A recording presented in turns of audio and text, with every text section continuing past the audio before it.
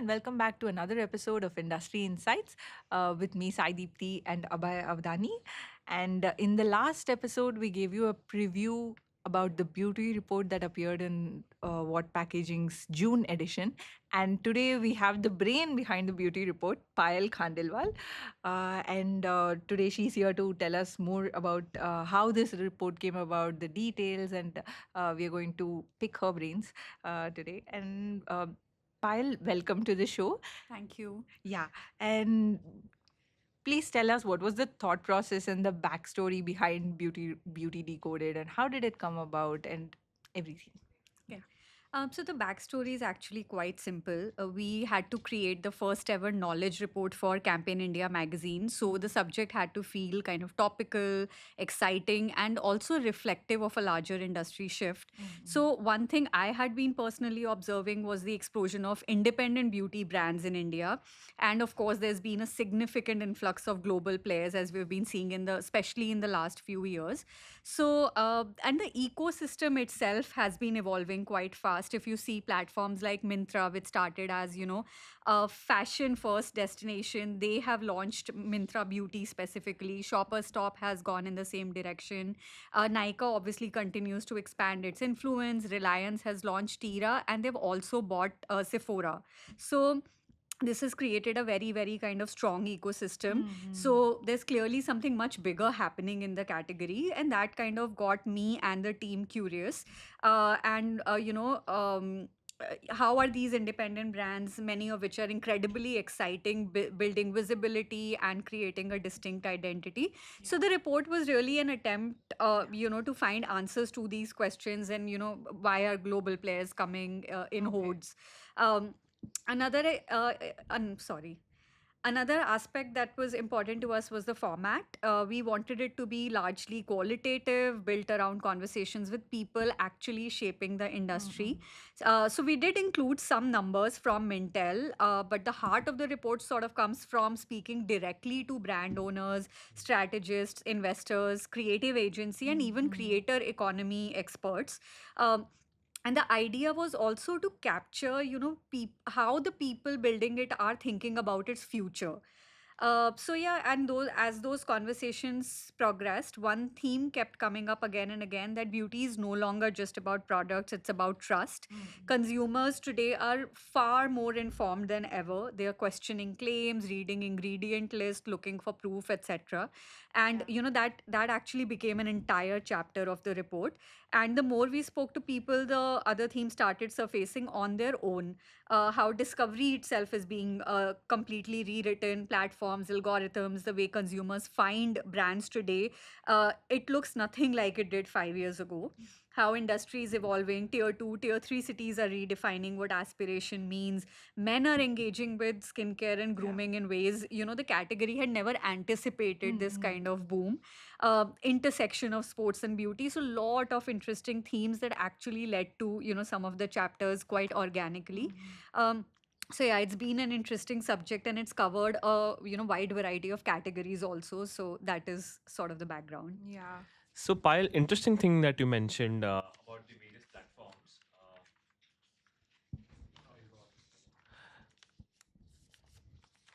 So, Pyle, interestingly, you mentioned about the various platforms which have been utilized. So, in the report, you have mentioned about the screen first reality.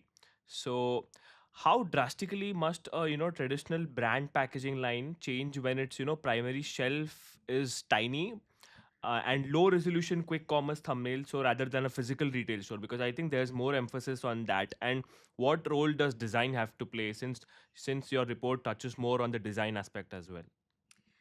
So yes, Abhay, one of the biggest shifts is that brands are no longer designing packaging only for a physical shelf. They are definitely designing it for a screen also. And it's a completely different environment, as we all know. So, if you look at the report, a lot of the experts talk about this idea of breaking through the clutter, the colors you choose, visual hierarchy, typography, even the overall structure of the pack has to work on a tiny mobile screen Yeah. where a consumer is scrolling very quickly. Hmm. That's why we are seeing brands like, say a Moxie Beauty or Hmm. Kiro Beauty. They have been using very distinctive color systems, bold visual identities. Kiro is an interesting example. Studio Glyph built a very eye popping graphic pattern that kind of extends infinitely. It's very bold. Wow. It works across every format. Yeah. So, and it also sort of rejected the idea that clean beauty has to look bland. So the packaging itself becomes a way to immediately kind of grab attention. Hmm. The other non negotiable and something that came through the report is clarity. Hmm. Consumers should be able to understand what the product is without being overwhelmed by too much information. And that's something very important. And we're seeing that again across categories actually. Yeah. The packaging needs to feel clean, easy to read, instantly recognizable rather than cluttered with multiple messages. And it's also important to remember that packaging sorry. Okay. Um, it's also important to remember that packaging today isn't only meant for retail shelves, whether online or physical. Yeah. It's constantly being photographed and filmed by creators and influencers. Even the shipping box, Yes. unboxing Yes. moment have become baseline expectations when it comes to marketing, brand building. So, Yeah. Of course. And very interesting comment that you made that there is an information overload already, and I think especially when it comes to beauty, I would think that today everybody's getting information from reels and like whatnot. Like, so there is already so much of information. So that brings me to the point of like where one of the NH1 designs work that I think that they did with Streak Skincare. They had intentionally built the visual hierarchy again, fast mobile scroll, right? So it is basically trying to get the attention in an information overloaded world. So right. what are the non-negotiable rules for packaging designer trying to achieve thumb stopping legibility today? Right. So I'll use the streaks example Mm. to answer your question. Arushi Kulkarni, who's the design director at NH1 Design, also kind of really explained this very well. Yeah. So Streaks is, as most of us know, is a very well-known hair care brand.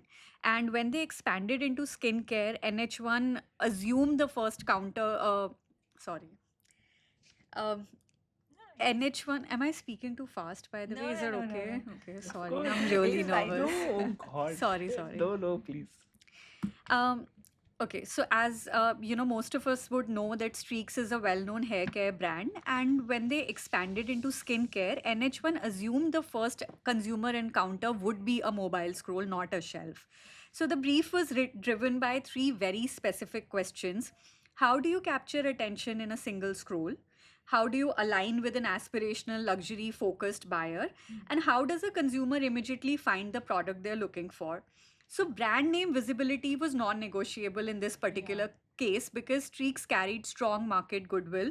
So, the logo had to lead. Zoomed in product shots focusing on texture added to the visual appeal on screen.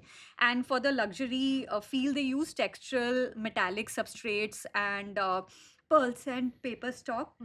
And for navigation across the range, they use distinct color coding drawn from global category codes. So, for example, metallic blue for glass glow, purple for anti aging. So, a consumer could basically find the right product with minimal effort. So, and the result was a brand presence that kind of cut through crowded thumbnails and store shelves.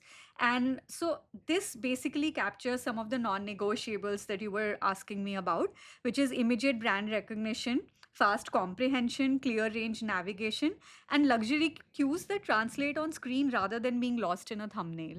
Yeah, and I think that's they had to come from a hair care segment to a skincare segment also, so they had to break and still capture people's attention. People should not confuse it for like another hair care product, right? So that was, I think, an interesting case study that you had picked. Right. Yeah, and you've also quoted the Mintel report, like Tanya Rajani from Mintel. So she mentioned in the report that the global consumers are facing extreme information fatigue. so which pushes them toward minimalism, of course. But again, we see brands like Dot and Key, they succeed with highly expressive and fairy tale like structures. So how should brand managers balance this tension between, minimalism and value addition such as high sensory expressiveness? So Abhay, actually, I don't think this is a debate between minimalism and maximalism. Okay. It's more about being intentional with what you put on the packaging. Yeah. So, what Tanya points out in the report is that consumers are experiencing information fatigue. That's true. Yeah. So, brands do need to avoid clutter, communicate their most important messages very clearly. People aren't going to spend time decoding a pack, especially when they're discovering it on a screen. Hmm. But that doesn't necessarily mean every brand has to adopt a Western idea of minimalism. Yeah. So, again, Pari Purohit from Studio Glyph makes a really sharp observation in this particular context. Yeah. She says that because performance marketing data tells everyone what colors work and what formats perform, brands are increasingly designing for popularity over authenticity. And the Okay. result is that subcategories are started to look a bit homogeneous. Everything eventually everything can begin to look, sterile, interchangeable. Yeah. So that's the kind of, thread there. Hmm. What really seems to be working in India at the moment is authenticity. Hmm. If you look at many of the successful homegrown brands, they're drawing from culture, local stories, and distinctive visual identities in really interesting ways. So their packaging feels expressive, but it still has a clear purpose and a strong brand identity. Be Mine is a good example of this. It's a brand available on Myntra. Okay. Hyphen Brands built a Gen Z brand on pink, a color which is, historically associated with a particular gender, Yes. female. Yes. But they have interestingly reframed it as a, symbol of fluidity and acceptance of contradiction, Wow. which is exactly how Gen Z thinks about identity now. Yeah. So the packaging is expressive, but every choice has a very clear strategic logic behind it. So I would say the balance is to sort of simplify the communication without simplifying the personality. Put only the most essential information on the pack, make it easy to understand while using color, storytelling, and design to create a memorable brand. And if consumers want more, smart packaging elements like QR codes can do the heavy lifting. Yeah.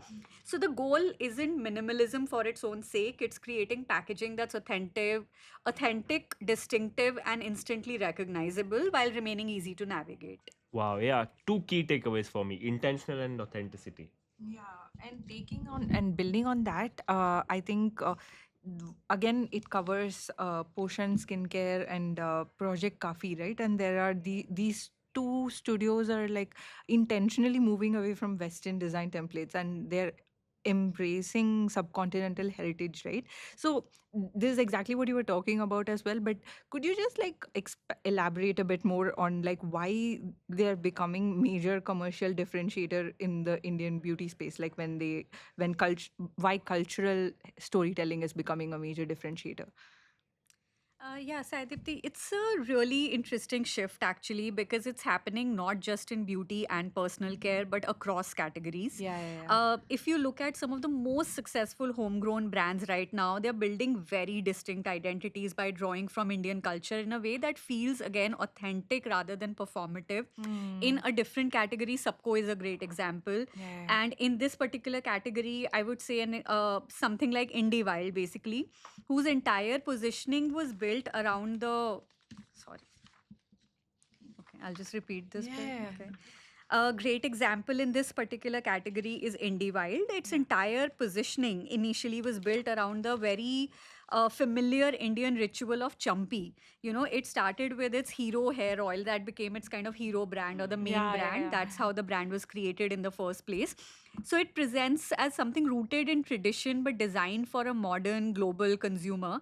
And today, Indie Wild is actually available in markets like the US and the UK, but its core identity remains unmistakably Indian.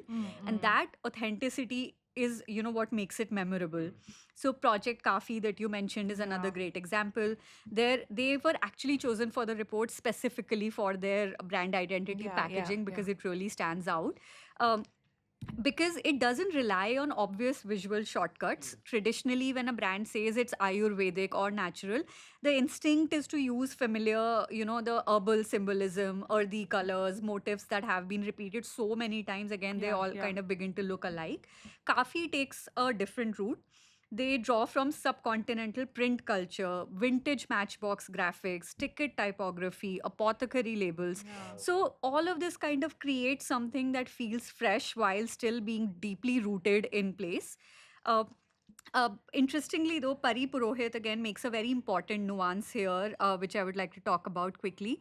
She says that if a brand is leveraging cultural origins, it needs to be meaningful and rooted in truth.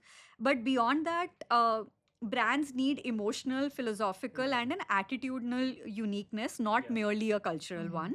Because culture can also be polarizing. It can feel like a costume, if it's not kind of Yeah. genuinely earned or created. Yeah. So the most durable brands aren't just using cultural visual language. They have a real point of view that kind of that expresses that culture. Yeah. So yeah, but more broadly, we are seeing a renewed interest in Indian visual culture. Consumers today want products that feel contemporary but have a sense of identity and origin. That's great. And here the perspective of what we're talking about is about the design perspective. So I think even Potion Skincare actually integrated an ingredient map of India and structures, inspired by historic stepwells into their packaging. But from a production and printing standpoint, how difficult is it to execute such historical and geographical storytelling on industrial substrates? Yeah, so I think what's interesting is that this kind of storytelling is, of course, creatively very rewarding, Hmm. but technically quite demanding. So Yeah. when you're translating something as layered as an ingredient map of India or architectural references like stepwells onto, your packaging, Yeah. you're dealing with a much higher level of design and production Hmm. complexity. It requires much more precision in printing, color consistency, finishing techniques, so that all those details remain visible and don't get lost in production. Yeah. And designers and manufacturers have to work much more closely together in scenarios like this, because every texture, illustration, or special finish adds another layer of complexity. Hmm. But what the report also shows is that brands are increasingly seeing this as an investment rather than a cost. Yeah. Packaging is, of course, no longer just a container, it's part of the storytelling and often the first point of interaction with the consumers, whether that's on a store shelf, quick commerce app, or a creator's Instagram feed. Yeah. So, while it's definitely more challenging to execute, it also creates a distinctive identity that, generic packaging simply cannot achieve. Yeah, of course. So, okay, I have a point on the project graphy, but if the answer is too long, then we can skip that. Okay. That's okay, right? Yeah, sure, sure, of Yeah, course. okay, we can do the next one. Okay. Yeah. That's a great point again. But from what I'm seeing, I don't think the beauty market is limited only to the urban India right now. And there's only so much that you can explore with urban population, right? So what is and in the past, I think there was a different kind of packaging, like even with respect to sizes, there was a different sachet culture that goes into rural India. They are packaged differently for rural India. So right now, how is the Beauty Decoded report seeing these regional market shifts? Are they like redefining luxury? Is there are they moving away from the designing differently for the rural India type of thing, or is it the same? So, this is actually my favorite question to answer because this Wow. was Yay. one of the biggest eye opening insights for me personally while working on the report. And it came up consistently, across almost every conversation that I had. So, for the longest time, we spoke about tier two, tier three, tier four markets largely in terms of reach, price, accessibility, and distribution. And growth beyond metros was often seen as incremental rather than strategic. Hmm. But that thinking has completely changed. What we're seeing today is that these markets are not just a huge consumer base for beauty and personal care, they're actually actively shaping the category. And the shift is also behavioral rather than geographical. Consumers outside the metros are just as exposed, just Yeah, as yeah, yeah. informed and aspirational Mm-hmm. as metros. They are discovering brands through the same social media platforms, creators, and e-commerce channels as consumers in a Mumbai or Delhi Yeah. or Bangalore. Definitely. So the old assumption that they need massy or cheap looking packaging, it just cannot hold anymore. In fact, what they're looking for is trust. They want products that feel premium but also be authentic and credible. They're looking for scientific validation, clear benefits, proof rather than marketing Hmm. buzzwords. And again, the same thing, I think I'll repeat myself, but they respond to authenticity, real Yeah. imagery, transparent communication. Yeah. So, yes, the old playbook is becoming obsolete. Conversation is no longer designing. The conversation is no longer about designing something that looks massy or inexpensive. It's about creating packaging and brand experiences that are trustworthy, culturally relevant, and premium in a way that feels accessible rather than exclusive. That's great. I think the smartphone penetration has really changed the game for a lot of markets, Right. Yeah. right? And Yeah. products as well. Yeah. Yeah. Absolutely. That's true. And Payal, now moving on to one of the hot topics, which even we try to cover extensively in What Packaging magazine. So it's regarding sustainability, and of course to borrow a few numbers from your report, which you cited from Mobility Foresights. So the Indian sustainable beauty packaging market is going from USD 34.8. कहाँ से start करूँ? Questions. Okay. So, borrowing a few numbers from your report, which you cited from Mobility Foresights.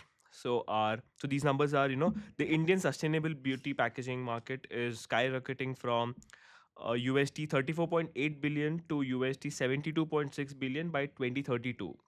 But again, the people you spoke to, they are, candid about the lack of recycling infrastructure in India. And when even we speak to everyone, even we try to get the same sense from the industry, is that what is the real truth behind sustainable packaging in India right now? So I think the most honest answer based on the conversations we had for the report is that on one side, of course, sustainability in India is no longer, just a nice to have kind of a thing. It Yeah. is becoming a baseline expectation. Yeah. But the reality on the ground is genuinely complicated. Okay. So, okay, one side of it is that, Nika spoke to me about a shift from, promises to proof. Hmm. They have initiatives like Conscious by Nika, they have a clean beauty platform where brands have to meet defined standards around ingredient integrity, vegan formulations, and cruelty free practices. Yeah. So in FY25, for example, they recycled 1.5 million plastic and carton waste items. They reused, and this is information given by them, of course, they reused 96% of the boxes and moved order processing to zero paper. Okay. So that's sustainability as operational accountability, not a marketing claim. Yeah, of course. But then we spoke to Sukaran Thakur of I Studios. It's a consultancy studio. He's also a professor at MICA. He was kind of very, candid about what happens on the other side, which is sustainability often becomes a boardroom debate. Yeah. People discuss, is the additional cost justified? Does it actually influence purchase decision at scale? And the answer isn't always very black and white on these Yeah, things. yeah. Um, Pari from Studio Glyph also made the most kind of counterintuitive point in the report where she spoke about, plastic with proper disposal and recycling systems in place could actually prove more planet friendly than glass in the long run. Yeah. Glass is recyclable, but it's high energy intensive to produce and Exactly, yeah. transport. Multi-material packaging is harder to recycle. So the problem in India that she argues is that it's not the material, it's the absence of systems for waste management, collection, and Yes, recycling. yes. And that's something that resonated with me. It made sense. Any effort for sustainability right now is kind of about choosing a lesser evil. So the boots on the ground truth is that the industry is moving in the right direction, but there isn't a perfect solution yet. Yeah. Well said. Choosing a lesser evil option is sustainable way. Yeah, and but so in a price sensitive market like India, so then if they're having to choose from the lesser evil, how are brands like trying to scale green packaging and where the consumer is not most probably not willing to pay for the premium?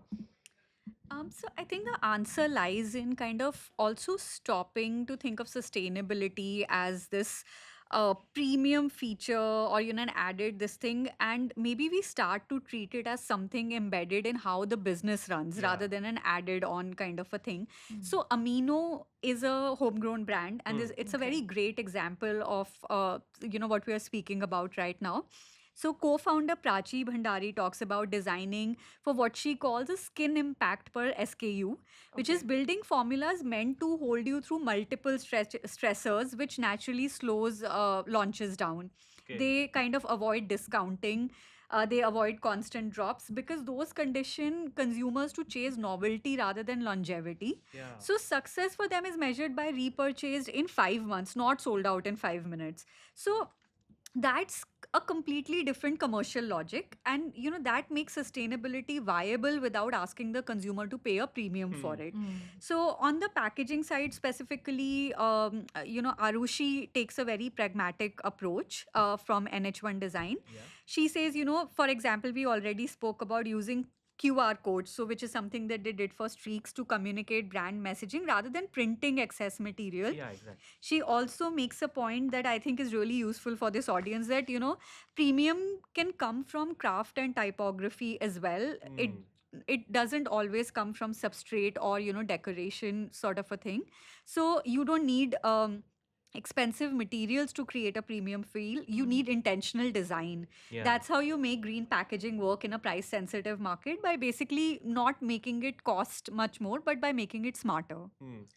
But Payal, all the QR codes which are being used to eliminate paper inserts and pill which are there in the products. But in your research, are you finding that Indian consumers, do they actually interact with these smart packaging elements, or is it just like a design gimmick? So Abhay, I don't have a specific piece of research to quote on QR code engagement per se, Yeah. but based on all the conversations I have had while working on the report, I don't think these are just design gimmicks anymore. Okay. And there is data points from Mintel that kind of puts this a little bit in context, that people are researching ingredients before purchasing beauty and personal care Yeah. products. It has risen like from 60% in 2024 to 75% in 2026. So consumers are in a very active research mode before purchasing, during Hmm. purchasing, and after. So if a QR code is giving them that easy access to information about ingredients, sourcing, formulation science, or even how to use a product correctly, that's meeting a behavior that kind of already exists. Yeah, exactly. um, so okay, sorry, 1 second. Do you need water? Okay. So also Plum is another homegrown brand. Plum's Akansha Baliga also makes a related point where, what's happening in the beauty and personal care space is we are moving away from just ingredient transparency to a very contextual education space, where we consumers want to understand how ingredients behave on their specific skin, in their particular climate, in their particular routine. So that's the kind of information a pack simply cannot carry, but a QR code can carry as Yeah. much information as needed.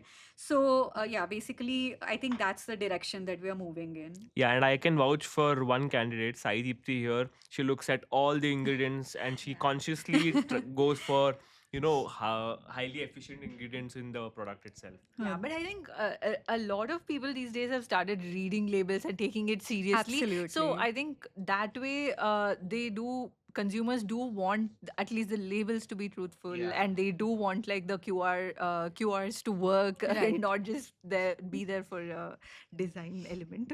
But yeah, so anyway, like so Payal, now we are moving to the last segment, and now I'd want you to like imagine that there is a CMO and he is planning for like the major product launch for late 2026.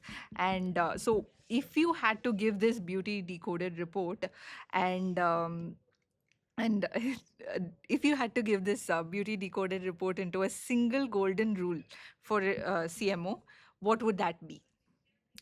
I think it's a really difficult sorry. Okay. I think it's really difficult to sort of reduce an entire report to one rule because we do actually end with a future playbook that looks at multiple shifts.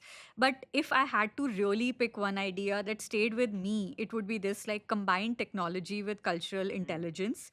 We are entering a phase where AI driven personalization, content creation, and marketing automation are all becoming mainstream, and those are kind of going to be table stakes. So simply using more technology won't be a differentiator anymore. What will make brands stand out is how thoughtfully they use technology, whether they understand Indian cultural nuances and human behavior rather than just optimizing consumer data. There is a sequencing point from iStudio's Shukran Thakur that I think is the most useful kind of frame here, which is lead with emotion, follow with sorry. I had to cut this part out. I'm really sorry, guys. No, it's fine. Take your time. Sorry. Please, it's okay. We are sorry for torturing you. This feels like a torture. I mean, For- it feels like we are torturing you Nonsense. I think this is too much to for. from the para, from the Okay. from the part. So, what will make brands stand out is how thoughtfully they use technology, whether they understand Indian cultural nuances and human behavior rather than just sort of optimizing consumer data.